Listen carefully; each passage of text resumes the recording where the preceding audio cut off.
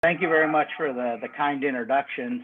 I'm Tim Goring, and this is all I do for a living. I do leadership training, sales training, and customer service training for lots of different companies. I usually do this about probably 6 to 10 times a week, and I've got regular clients. That's where I spend most of my time. So if you guys hear something that you like today and you want to hear more, I do a regular Wednesday morning session with standing clients. They're usually about 20, 25 people on there. And you guys are welcome to join that one. The topic this week is the one that we did last time with you guys, Monica and Nikki, which was how to introduce yourself in 30 seconds or less in a way that inspires confidence or engages curiosity, right? And that's where a lot of people kind of blow that one.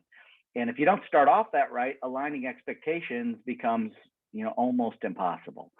So what we're talking about today is a topic that I got to tell you, when you guys hear this, I expect there'll be some skepticism, right? Like, oh my goodness, this is too heavy. That sounds canned. I could never do that. And I want you to know that's totally normal. That's exactly the experience I had with it 10 years ago when I heard my first upfront contract. I thought, no way, that's not going to work. Matter of fact, I'll tell you the story. It was kind of interesting. I was running the wealth management division for the Bank of New York Mellon for the state of Florida. And I interviewed probably about 600 people in the last 7 years of my corporate tenure.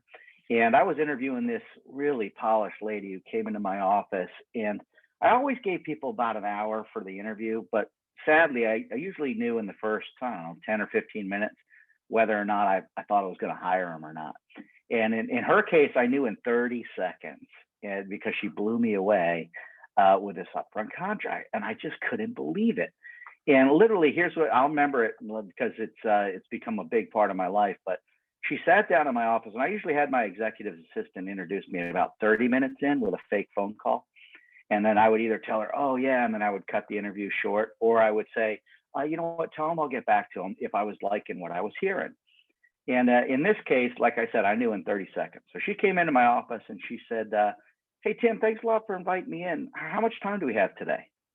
And I immediately blew it because I told her an hour, right? So now there goes my fake phone call excuse 30 minutes in.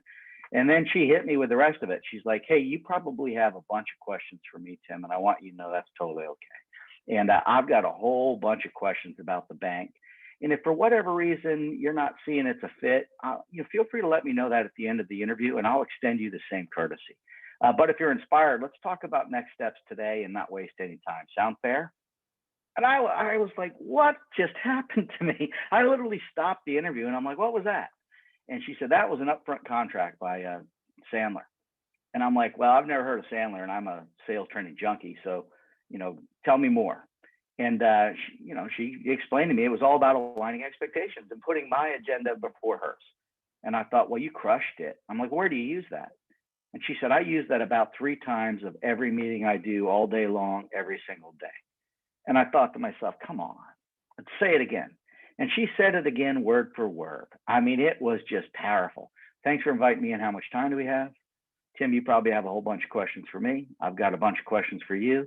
At the end of this, if you don't see it's a fit, feel free to let me know and I'll extend you the same courtesy. However, if you're inspired, let's talk about next steps. Sound fair? And I'm like, daggone it, I'm bought in again. By the way, I started her at $150,000 a year salary with the expectation that she'd make $500,000 a year. So she was a killer. And I immediately had our expectations aligned. So I'm going to need a volunteer. We got a nice short group today, so feel free to interrupt me at any point. Who plays poker? Anybody play poker? Got any poker players out there? Don't worry. I'm not going to sneak up on you, but I do need a volunteer. Somebody give me a hand or I'll pick on somebody. Santiago, come on, you look like a poker player. Cynthia, you look like a stone cold killer in poker. One of you guys. I know the rules, but I don't often play, but I can fake it. All right, let's make the rules easy. All right, I'm going to let you choose your 5 cards, and we're just going to play kind of a 5-card stud version. So write down 5 cards, any 5 cards that you're going to play against my hand. And I'm not going to let you cheat and change them, so please do write them down. So I'm going to ask you some questions about it in a second. Am I picking like the best hand I can pick? That's entirely up to you. I try not to lead the witness. All right, I'm going to pick a good hand then. I've got it. All right, cool. So Just out of curiosity, what's your highest card there?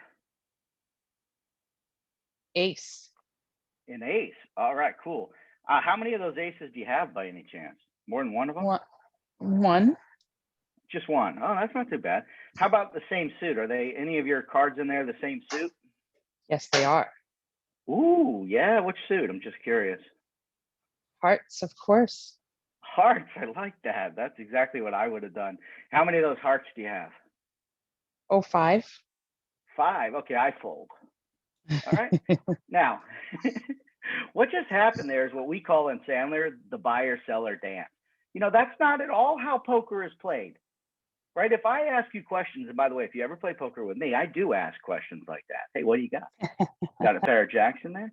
But, you know, the funny thing is, it's every single time I play this game, I usually can get people to tell me what they have when I ask them. Now, that's not the way you play poker, right? Now, if I picked, let's say Cynthia decided to play poker hardcore on me, you know, she was being nice. She didn't want to shut me down, which is what we do as salespeople, right? We don't want to shut our prospects down. What if she had said, I'm not going to tell you what I have, right? She might have come off, you know, it was poker, so she's totally allowed to say that. Are you allowed to say that in business? Are you allowed to tell the prospect, I'm not going to tell you everything I got before we even know if we're going to do business together? Not if you want to have a good long-term relationship. Not if you want to have a good long-term relationship. But unfortunately, the way most engagements start off is they come in and they say, hey, well, tell me all about you. What do you have? Right? And then we just fold and we start telling them, right? And nobody cares how much you know until they know how much you care. And oftentimes what we do is we just bury ourselves with this long soliloquy about how smart we are and how our clients love it and how engaged we are. And it makes us sound a little bit like we're begging or convincing or educating or explaining. And all that can come off as a little bit condescending. So what I'm trying to do is get equal business stature, just the way Lonnie did it with me when she was interviewing with me. She immediately took charge of that meeting. Now, the illusion of control fell on me. I felt like I was still in control because at the end of it, she said, you start. And so I felt like I was in control. But what she did is she set some rules. She set some boundaries right in the beginning of our conversation. And I think that's what most professionals fail to do is set some rules. So I need another volunteer here. This one will be easier, I promise. You know, think of a game that you played as a kid or your favorite game. Somebody give me a game, any game. I'm going to pick on somebody new. I already got Cynthia to participate. What do you guys think? This is just going to be free consulting the whole time? Give me a game. How about you, Santiago? Give me a game. Oh, somebody. Well, Candyland. I was just reading off of the thread, Candyland. Oh, all right, Candyland. Let's. What were the rules of Candyland? Oof. I don't even remember. It was a long time ago. Yeah. So give me a game that you do remember, or your favorite sport. I don't care. Baseball. Baseball, sweet. Baseball's got some rules, right? What are the rules in baseball? Tons. Yeah. What are the easiest ones? 3 strikes. I guess balls and strikes. Yeah, 3 strikes and you're out. Yep. Or 4 balls and you walk. Yeah. What happens if people don't follow the rules? I guess you get kicked out of the game. Yeah. You ever notice in baseball that the umpires call the managers and the captains over in the beginning of the game and talk about the rules? Why do they do that? I guess to set the expectations. Yeah, set the expectations, to align those expectations about how tightly we're going to follow the rules. It's not like those guys don't know the rules. You know, inherently, I think we all kind of understand the rules of the game, but we're still likely to break them. Baseball is one of those weird sports that can go too long. How do we know when it's over? I guess on the 27th out. Yeah, on the 27th out, right? But that could take a long time. Now, you ever been in a meeting with a prospect, or you were the prospect and you're talking to a salesperson and they had a totally different expectation with regard to how long the meeting's going to go than you did? Every time I lease a car. Yeah, every single time. That's a fantastic example. Matter of fact, today could be that. Like, this was scheduled for 4 hours on my calendar. I'm sure you guys have all set that aside. What? Everybody's like, my head's full. No, I'm going to end right on time. It's only going to take an hour. Now that those expectations are set, you can relax. So I'm going to ask for a little bit more participation from you guys, but don't worry, I got plenty to talk about if you don't give it to me. Give me some examples of in your professional world where there is an opportunity for misaligned expectations to go completely wrong. Can anybody think of one? I'll give you some if you can't. Buying software from someone. Yeah, so you're buying software from somebody. How can those expectations go completely wrong? Either pricing or usage or ownership of data or things that get hidden in the contract that people don't think to ask because they're not smart enough to know to ask. Yeah, and that's why all buyers come in like this, because what they really want to know is this going to work, right? And how much is this going to cost? Now, does the cost become meaningless if they know it's going to work? Not necessarily, but certainly it's going to come into play. Like if you've got a $500,000 solution to a $5 million problem, all day long they're going to buy that. Fair? But they want to figure out exactly what's going on. There's a hidden agenda behind every question, and that's kind of what I'm going to try and figure out. So I'll give you some examples up here. What could go wrong with these? All right. So somebody says, let's say you're networking and you want to meet with somebody later on because you're like, okay, you know what? This sounds like somebody I want to engage with later. From what's their expectation on that meeting, do you think? What could it be? Potential for referrals or potential for exchanging in businesses? Yeah, I like that. And what's your expectation? More or less the same. Yeah. And what the problem where this can go wrong is if my expectation when I do the meeting is that you're going to want to buy what I have. And if their expectation is you're going to want to learn a little bit about me and maybe buy what I have, then we both go in there with competing agendas, right? And that's where it falls down. So little things like send me something, or I want to think it over. You know, when somebody says send me something, it could mean I'm really sick of talking to you and I really wish you'd just go away.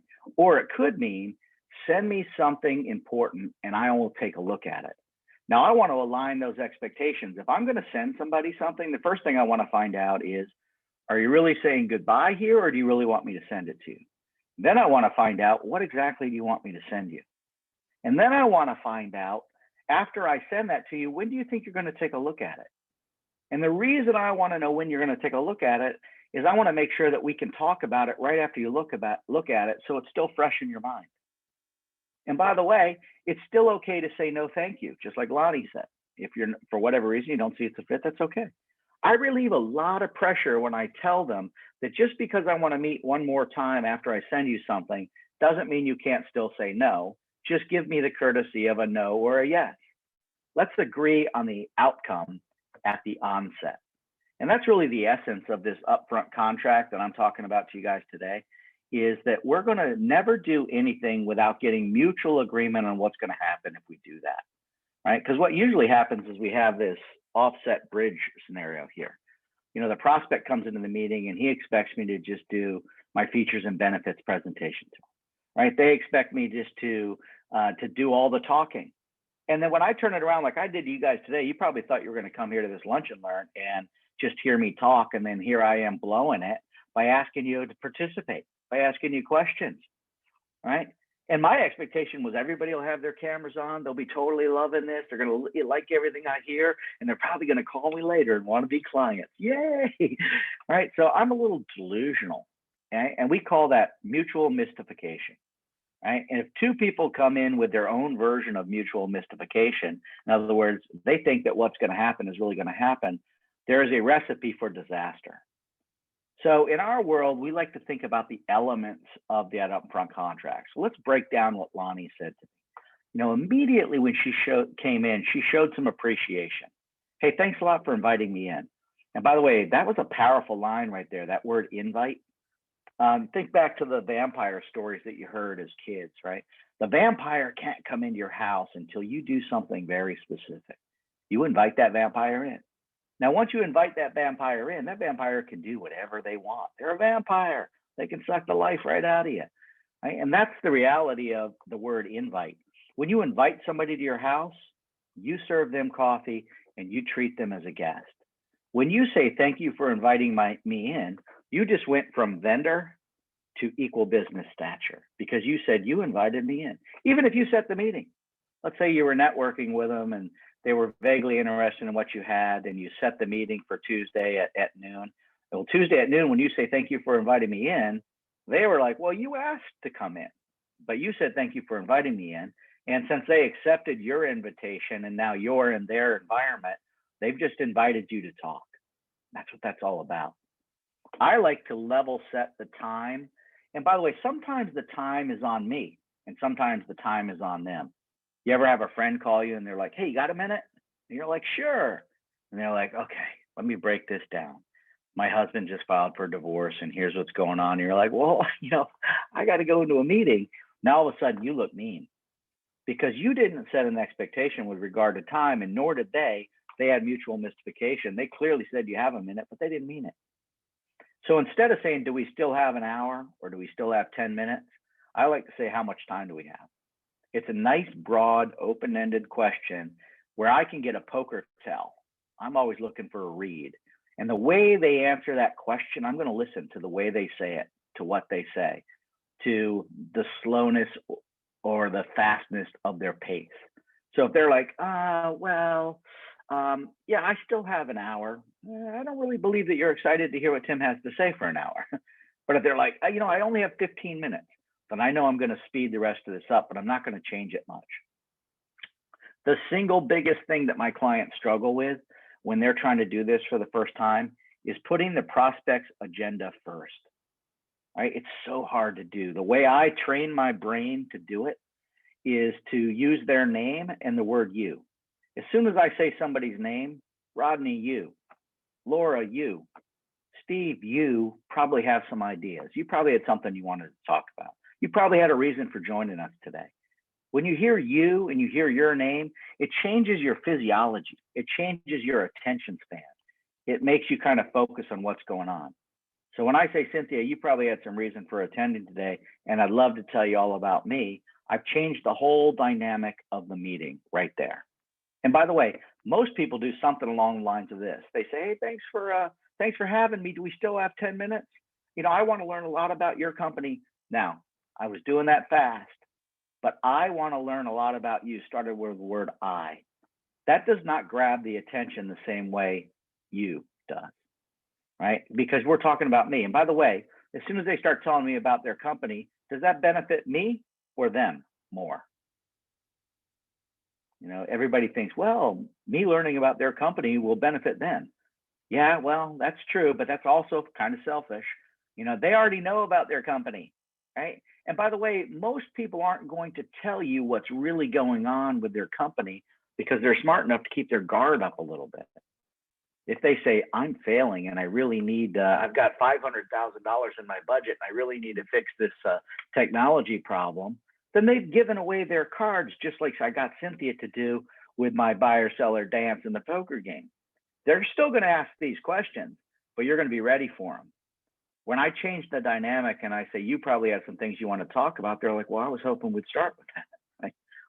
And then, hey, I've got some agendas too. And then I'm going to talk about the outcomes. And the outcome is this. I told them it's okay to say no. If you don't believe me that that's good strategy, there's a great book out there called Go for No. I highly recommend it. It turned me inside out. And the idea is when you give somebody, it's actually called reactance theory. When you give somebody the freedom to say no, then they're compelled to say yes. When you tell somebody they have to say yes, or they think that you're trying to cajole them, you're trying to convince them, then they will resist that by trying to say no. So what we do with this go for no strategy is we make it okay for them to say no. And by the way, did you guys ever see that Seinfeld episode where they're like, no soup for you, the soup Nazi? Right? As soon as they tell them, no soup for you, you can't have this. The natural reaction is to restore their freedom and say, well, no, I want it. And that's what you want them. You want them in a position where they're going to curiously listen to what you're saying so they can decide if they want what you have. So when you tell them, hey, if this isn't a fit for whatever reason, I want you to know that's okay. Well, then they relax just a little bit. right? And by the way, if you ask me to do something I can't do, hopefully you're okay with me just telling you I can't do that. So what Lonnie said to me is, if I don't see a fit, that I could say no. And she said, and if I don't see a fit, I'll extend you the same courtesy. Think about that. She's interviewing for a job for 150 grand and she's going to tell me it's not a fit for her. She just told me she might say no to me at the end of this meeting. She changed the whole dynamic of the meeting because now we just got competitive and Timmy wants to win. Now I want to convince her to come to work here. Why wouldn't you want to come work for here? I can't believe you'd say no. And then in one smooth move, if you're inspired, we'll talk about next steps. She talked about the fact that she might say yes, or we might talk about what's next in the process. Do an assessment, have her interview with some other people, maybe do a live meeting with her and her spouse, figure it out. And then she locked down this ironclad upfront contract with a validation statement. And all she said is, sound fair? To which I replied, yes. Because every time somebody says sounds fair, I fall for the same trick. And I say, yes. Now she's locked me into this contract, which is we're going to spend an hour together. I'm going to go first, then she's going to go, and I'm going to say no or yes at the end. What happened? And by the way, you don't have to say sounds fair. You can say, okay, sound appropriate? Does that work for you? Those are all validation statements that'll get them to say, yeah, I like that. So of course, I'm not smart enough to remember this, so I turned it into a rhyme, and I'll show you this rhyme in a minute. Appreciation in time, your agenda then mine, no or yes are both fine, and then mutual agreement on the rhyme. Because I got to get myself ready for this meeting. And I got to tell you, I do a lot of public speaking. I do this for a living. So I want to know how I'm going to start. Because when you start well, it always ends better. So you might think I'm obsessing on the words a little bit. And I definitely am. I want to show you this quick video by one of my favorite comedians, Jerry Seinfeld, because maybe it'll help you understand why I'm obsessing so much on the words. So I'm going to stop sharing for a second so I can reshare and show you this cool video by Jerry Seinfeld and see why he obsesses on the words so much. Hang on a second, and I'll start this thing. There we go. Full screen. I know you think people are going to be interested in this, but they're not. I've probably been working on this for 2 years. 2 years? I mean, usually I write a bit in a couple of days. It's a long time to spend on something that means absolutely nothing. But that's what I do. That's what people want me to do, is spend a lot of time wastefully, so that then I can then waste their time. Comedy writing is something you don't see people doing. It's a secretive thing. I've never shown anybody this stuff. I feel a little funny about it right now, to tell you the truth.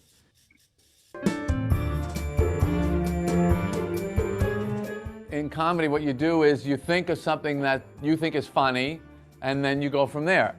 It's a fun thing to say, Pop-Tart. I like the first line to be funny right away. When I was a kid and they invented the Pop-Tart, the back of my head blew right off. And that got the whole thing started, that a specific part of my head blew off, not just my head, but just the back. It was the 60s and we had toast. We had orange juice that was frozen years in advance that you had to hack away at with a knife to get a couple of drops, and it felt like you were committing a murder before you got on your school bus. Then I talk about shredded wheat, which was like wrapping your lips around a wood chipper. You have breakfast, and then you had to take 2 days off for the scars to heal so you could speak again. You always write on... Always, yeah. Have you ever tried to... No. I don't like that cursor flashing, looking at me like, so? What do you got? Do you have a special pen? Mm-hmm, yes, the Bic Clear Barrel Blue, which I wrote every episode of Seinfeld, the TV series, with that pen. Larry and I used to write them longhand. Oh, because you can't be in this? Right. Oh, that's a drag. That was good timing. So, in the midst of that dark and hopeless moment, the Pop-Tart suddenly appeared in the supermarket, and we just stared at it like an alien spacecraft, and we were like chimps in the dirt playing with sticks. What makes that joke is you got chimps, dirt, playing, and sticks. In 7 words, 4 of them are funny. Chimps are funny. Then there's the trying to figure out as a kid, how did they know that there would be a need for a frosted fruit-filled heatable rectangle in the same shape as the box it comes in and with the same nutrition as the box it comes in?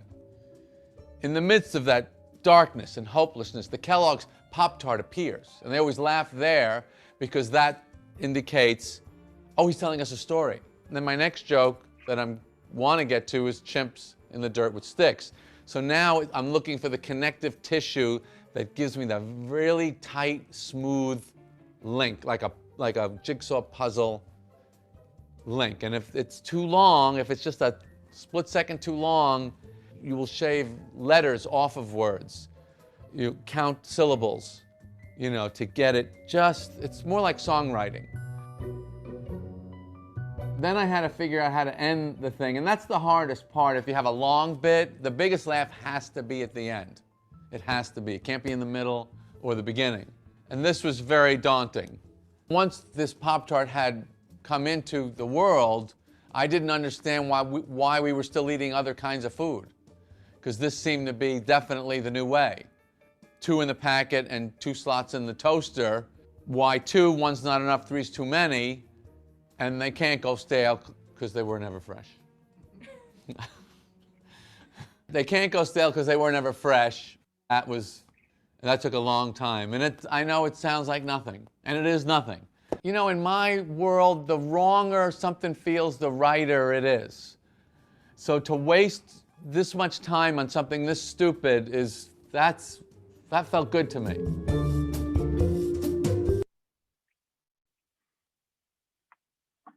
So I love that Jerry Seinfeld little skit, and let me unpack it a little bit.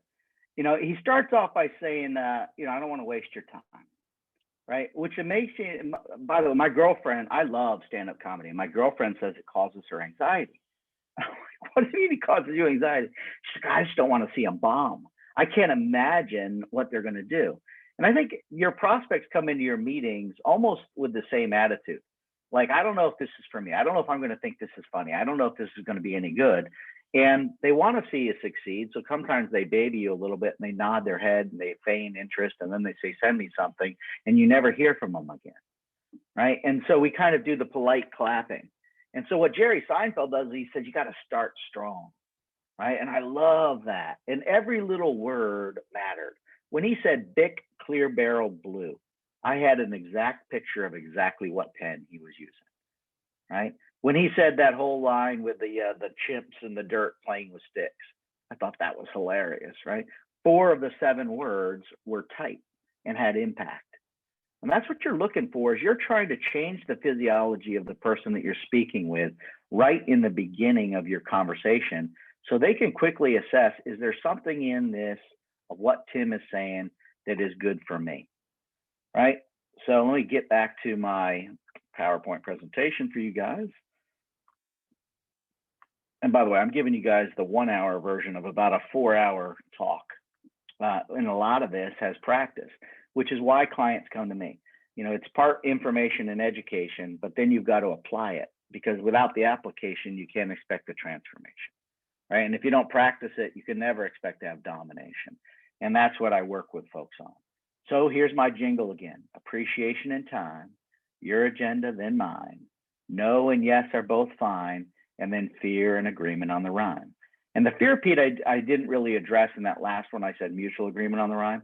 Anytime you've got a feeling in the pit of your stomach, you've got a fear, you've got an inclination and intuition that says they might not be seeing it the way I'm seeing it. You've got to address it. And I'll give you an example of that a little bit later. So then when you're done with it, all you have to do is say, okay, you start, right? And it gets them talking. When your prospect is talking, you're winning. When you're talking, sadly, you're usually burying yourself. right? So let me give you an idea of why that, this is, by the way, we call this the you start technique, and it really works. I'll give you an example of it right now, but again, let me tune you guys in. I'm gonna need a little bit of participation here. You guys remember those old knock knock jokes when you were kids? You know, knock knock, who's there? Somebody start one for me. Knock knock. Who's there? Interrupting cow. Interrupting cow who? So thank you for playing along. The funny thing about the knock knock jokes is the knock knock jokes are supposed to start with me. But all I did was set it up and say, hey, somebody start one. And no matter how many times I've tried this, they always start one. And same thing in the meetings. When I say you probably have some things you want to talk about, and I've got some stuff too, you're allowed to say no, as long as I can say no. And you can say yes also, sound fair? And they say yes, then I say, okay, so you start. And oddly, they'll start. And when they're talking, I know exactly what to do. Now, in a prospect meeting, sometimes they'll say, well, I don't know why I took this meeting. I took this meeting because you asked me to take this meeting. I took this meeting because Nikki told me to come here. All right, if they say I don't know, then I go to a 30-second commercial. Well, let me tell you why other people do it. Now that I'm telling a third-party story, they tune in and they get a little bit of that fear of missing out. Everybody wants to know what everybody else is doing. So now they're curious. Instead of me telling, well, here's why you need this, I say, well, let me tell you why my clients think they need this. Or I do what I call a split reverse. A reverse in my world is a question. And so I like to give people a split reverse, which is multiple choice. Well, sometimes people are here because they just want to kick the tires and see what I have. And sometimes people are here because they genuinely want to get better at what they do and make a bunch more money. I'm just curious, which is it? And then they tell me which one it is, and I already know my next 9 questions. But that's a whole nother class. This is just the beginning. But I set the tone of the whole meeting by aligning this, because I know this to be true. Disappointment equals unmet premeditated expectations. So the premeditated expectations are both people come to the meeting with something different in mind. And if those expectations are not met, they get disappointed. So if I don't make the meeting about them, they get disappointed. Sometimes it's about not setting appropriate boundaries, right? So if they come in and they're like, well, how much is this? And what exactly is it? They're trying to seize control of the meeting. And I unravel that whole thing and put it back together by using an upfront contract to align those expectations. So anytime there's an opportunity for a miscommunication to occur, I use an upfront contract to realign those expectations. And by the way, some of what we do, by the way, this is not a guarantee, okay? But I'm a firm believer that you shouldn't do anything unless you know what's going to happen if you do it. So one of my favorite words for unraveling that one is, suppose I did do that, right? And then they'll finish the rest. Suppose I gave you a bunch of free consulting. Are you going to take that and shop it around to my competitors? By the way, they can still do that, even if I call the baseball players to the beginning of the field and I tell them they can't do that.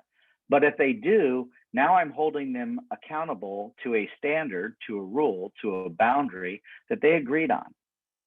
And there's nothing wrong with bilateral concession. The mistake that most salespeople make is they make unilateral concessions. So if I give you a price concession, then I want something in return, like a referral, right? Or like future business, or an opportunity to meet other players in your company.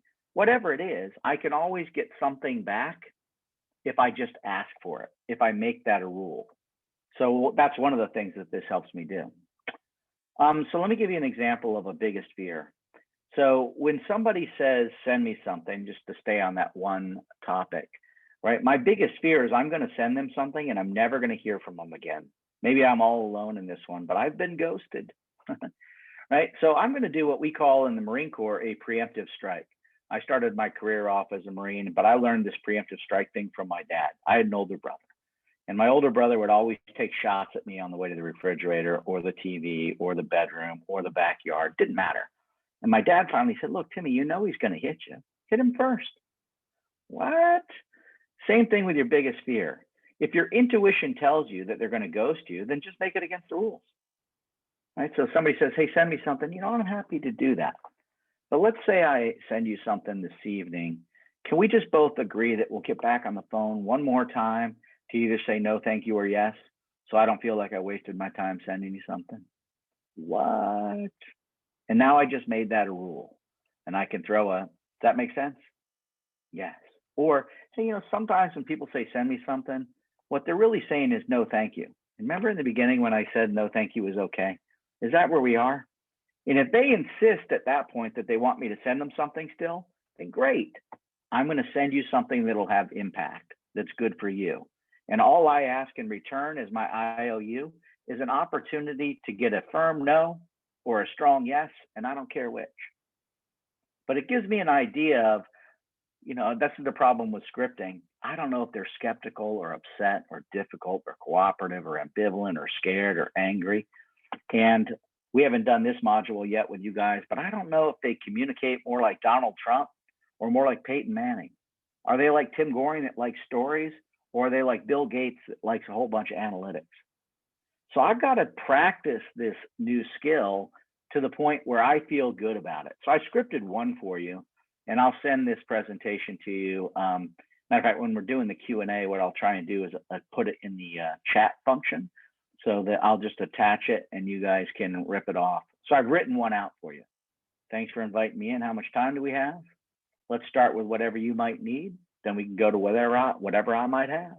And if for some reason you don't feel it's a fit, that's okay. And likewise, if I can't meet your expectations, hopefully you're okay with me just saying, I just can't do that. And if you're inspired, we'll talk about next steps. Sound fair? So I'm going to give you one written out just so you can see it. So just for the fun of it, I'm going to show you one more video. And this one's a little bit cheeky for sure, but I'm going to show you this one anyway, just so you can see if this guy sets the expectations, if he level sets the expectations. So let me stop sharing for a minute so I can reshare the video piece. And let's see if he does appreciation and time, whether he puts your agenda ahead of his own, whether he makes it okay to say no or say yes, and whether he gets agreement on that. All right, so I'm going to share that real quick. Let me see, I got to lower this here. Blow it up. Here we go. Let's see what Robert Lee has to say. Hi, I'm Robert Lee. I own Coleman Liquidation. I sell mobile homes. I'm not going to waste your time. I'm going to tell it just like it is. These are mobile homes, not mansions. They come in two pieces. If that's what you're looking for, that's what I got. They're used. Some of them have stains. We cover that up. She decorates them. She sells them. These guys help me move them.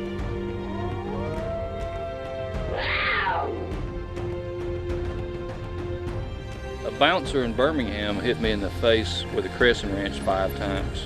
And my wife's boyfriend broke my jaw with a fence post. So if you don't buy a trailer from me, it ain't gonna hurt my feelings.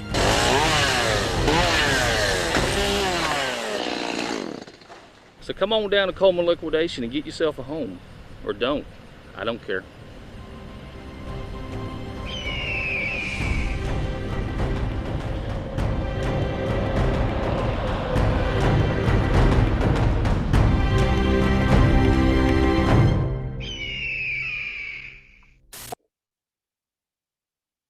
So he was obviously a little more cavalier about it than we probably are about our businesses, right? But what I like about this is that he level set the expectations. He said right up front, I'm not going to waste your time. If you're looking for a mansion, should you go see Robert Lee at Coleman Liquidation? No. Matter of fact, if you're looking for new, you probably shouldn't go see him, right? He put your agenda first. He said, look, if you're looking for a used trailer that we can assemble for you, then we're happy to do it. He also took out some of that anxiety, that biggest fear. Like if you saw those 3 creepy guys standing in the corner, you might be thinking like, what are they going to do? Steal my cash when I break it out? But when he said, hey, those are the guys that deliver it. And that lady's the one that decorates it. And that's our salesperson. He just lined everything up. He set the agenda very nicely. He took all the mystification out of it. Here's exactly what's going on. And when he did that, he allowed the consumer, the prospect in this case, to know what's going on. Now, he made it okay to say no, right? Matter of fact, he even gave some examples. It's totally okay to tell me no. and he made everybody feel like it was appropriate. So I'm closing up here, and I'm going to turn to questions in just 1 second. Let me tell you where you can practice this. I would say the single best place to practice this is with people that you know. So the next time somebody says, hey, where do you want to go to lunch? Or, hey, let's go to dinner this weekend. You can say, thanks a lot for asking. Let's talk about that for a minute. You probably had some ideas where you want to go, and I've got some too, right? And by the way, you can hate my ideas as long as I can push back gently on yours. And hopefully we'll figure out exactly where to go. Sound fair? Now, by the way, the first time you try that with somebody that already knows you, they're going to be like, what was that? Just the way I did with Lonnie. Stop the interview and declare, what the heck was that? But what that was, and by the way, you can back it all up, is, hey, I genuinely want to go to lunch with you. I just wanted to talk about it first, because my fear is that I would tell you where I want to go and you'd call me a control freak, or you'd tell me where you wanted to go and I'm not really interested in going to Taco Bell again, right? And I wanted to make it okay for you to push back, and I wanted to get permission to push back so that we could figure this out. Now, who's not going to think that's a good idea? So practice is the key. If you can think of anything in life that doesn't get better with practice, man, I'll be shocked. So let me look at chat and see if there's some questions in there. A bunch of Candyland stuff early on. All right. Well, let me open it up to questions. Any questions for me? I can take any question in context or out. Yeah, I actually have a question. Go for it. So let's say if someone, you're presenting, or even like you're in a sales meeting, and at that moment in time, they don't see the win-win expectation, but they'll still give you a second chance to follow up. Like they'll say, unfortunately, let's connect next week. I'm going to talk to my boss. Like, what are some ways to prepare for the second meeting? Yeah, so if they say, let's talk next week, I'm going to get my support of my boss, I want to align expectations about exactly how they're going to get their boss to attend. Hey, that's awesome. Appreciation. Let's talk about that for a minute. From your perspective, what do you think your boss will like about this? And I'm going to get them telling me what they think their boss will like. Because what I really want to find out is, let's say your boss wasn't involved. Do I have your vote of confidence? Right? Because if they're not prepared to convince their boss that it's worth spending 15 minutes with me, then their boss probably is going to say no. And that's exactly what they're going to say. He didn't have time. And anytime somebody says to me, they didn't have time, what I know to be the real fact is that meeting with me is not a priority. And that needs to be okay. But if it's not their priority, now's the time that I want to arm them to carry my baton for me. If I'm going to give that baton to them and they're going to set the meeting for me, then I want to make sure it's firmly in their hand. So you probably had some ideas of why your boss would want to hear this. I'm just curious, what is it? And by the way, if your boss doesn't want to meet, that's totally okay. You can just come back to me and tell me no. No's okay, right? But let's talk about next steps if that's not the fact. I want to align those expectations, because my biggest fear is what there, Monica? What's your biggest fear when somebody says, I'm going to talk to my boss and we'll set up another meeting? I mean, honestly, yeah, it's just no. That's it. Yeah, so. That they're going to blow me off. So I'm going to make it okay for them to say no and make them kind of lobby me a little bit to actually do that meeting, or tell me no. If the answer is no, it's okay, right? I get told no for a living. I'm a sales guy, right? And I do sales training, which is really condescending, right? To tell somebody they need a coach. Who wants to hear that? They've got to decide for themselves. Nobody ever hires me as their coach until they make the decision that doubling their business is good for them and it's worth it. Right. I can't convince them they'll do that. They need to convince themselves first. Right. And I mean, even like you're an expert at what you do, the 10,000 hour rule. And same thing, like when you're at the gym and you're not seeing results and you're like, what, I think I'm doing everything right. But that's when you get a trainer, So I think just sales coaching is important just because everyone's an expert in their own way. But I also want to bring up the fact that there are a lot of startup founders here and people that build relationships for a living. Like, how do you align win-win expectations without maybe like the background or even you know, the 5-star reviews on Google, and with very, very low capital. A story of my own life. 7 years ago, I started this business, right? How do you tell people you're a great sales coach when you've been a sales coach for a whole month? Right. How do I show you any results at all? And I think that the single best way is you take it away, right? So, hey, I don't even know if this makes any sense. Let me tell you why I started this company in the first place, right? Because I saw something that was missing, people that were frustrated about something, people that kind of goes into what we talked about the last time. But I just try to tell them a story, you know, very much like what Jerry Seinfeld said. You know, when I start to tell you a story instead of telling you all the features and benefits, let me tell you why I started this business in the first place. Because I was trying to fill a void that I had. I had the least amount of time to train my salespeople, and most of my salespeople already made great money well before they interviewed with me. Mhm. And so what I was hoping for is something that would help them out, a place where they could practice, not with their boss, because their boss could fire them. So when you can turn what you do into a story, it changes the whole dynamic. Because now we're just talking hypothetical. So as a startup, tell them the story of why you started it. Mhm. What was the gap you were trying to close? What was the hole you were trying to fill? What was the void that was missing? And because nobody else was filling that void, you decided to. And if you don't have those problems, that's okay. Right. So why'd you take this meeting? What would you do if you were me? No, I love that. What would you do in my shoes? You know, I feel like that always allows people to be a little bit more empathetic, Yeah.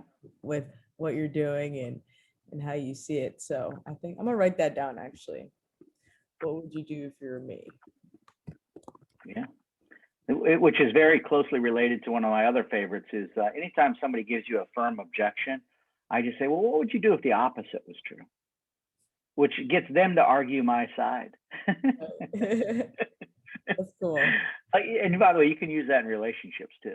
All right. So Yeah. when somebody says, you know, why would you do that? I'm like, oh man, Well, what do you even mean? like, yeah, or if you're looking for that promotion in work, like, okay, well, I want to get a bigger house or I want to get a new car. Like, what would you do if you're me, boss? You know? Yeah. So, Yeah. It works fantastic. And when well, you tell a story, I like to throw, I call this the way towel. Who are you thinking about? When you get good at story selling, and there are a whole lot of great books on story selling. I'm a big Audible fan. mhm. But when you get good at telling a story, you can just tell a story and then throw a way towel. So I use it for prospecting. Anytime somebody says during the work week, Tim, how's it going? Or what's going on? I think that means they want me to ask them for a referral, right? So I do. I just say, oh man, I'm dealing with this big client and they've got this sales team and they're, for whatever reason, just not getting in front of enough prospects. And when they do get there, they're not saying the right stuff. Hey, when I tell you that story, who are you thinking about? And sometimes they say me, and I'm like, oh, no kidding. And now I've got a prospect sitting in front of me. And sometimes they give me a referral. Mhm. And if it's not them or somebody they know, then I'm wasting my time during the work week hanging out with somebody. I just don't go for the cliche answer, which is typically when somebody says, what's going on? You say, not much. What's going on with you? Don't waste that opportunity. Tell a story, use a way towel. Right. Tell us, sorry. So Santiago actually has a question here for you, Tim. How do All you right. apply this method to a multi-step sales process? And Santiago, feel free to take yourself off mute as well, if that helps. Sorry, I didn't want to interrupt. That's okay. No. So the beauty of the upfront contract is don't let the upfront part fool you, right? Because all the upfront part means is we're going to decide at the beginning what's going to happen at the end. So if you did a good upfront contract at the beginning of the meeting, at the end of the meeting, what I want to do is say, from your perspective, what's next? That's my ultimate close to every meeting because it puts their agenda first. So, hey, thanks a lot for sharing all that with me. You know, it sounds like we're going to need to get back together. Should we set a time for that? Right. And now I can get mutual agreement on that time. So from your perspective, what's next? And then they say something like, well, I want to hear more, or I need to see this, that, and the other thing. Awesome. So maybe we should set another meeting. What's your calendar look like? Your agenda first. And then they say, well, how about next Wednesday at 10 o'clock? Perfect.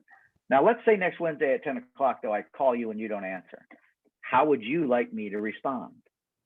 Right? I'm always putting the ball in their court so that the illusion is that they're in control. But since I'm pulling all the puppet strings, they're in control. And then same thing, Santiago, when I get back together in that meeting, I just reaffirm everything. Thanks a lot for inviting me back. How much time do we have today? All right, you, and if they brought new players, hey, you guys probably all have something different you want to discuss. And I want to start with that, what you guys want to hear about, the problems you're trying to solve. And then maybe my product or service will fill that gap, and maybe it won't. And if it doesn't, I'm okay with you saying it just doesn't work. And if you ask me to do something I can't do, maybe I'll just give you a referral or just let you know, hey, I can't do that. All right. But if you're inspired, we'll talk about next steps. Sound fair? So I just took it from the beginning of the first meeting, mutual agreement on what's going to happen in the next meeting, to the beginning of the next meeting. Does that make sense? All with the same concept. Okay.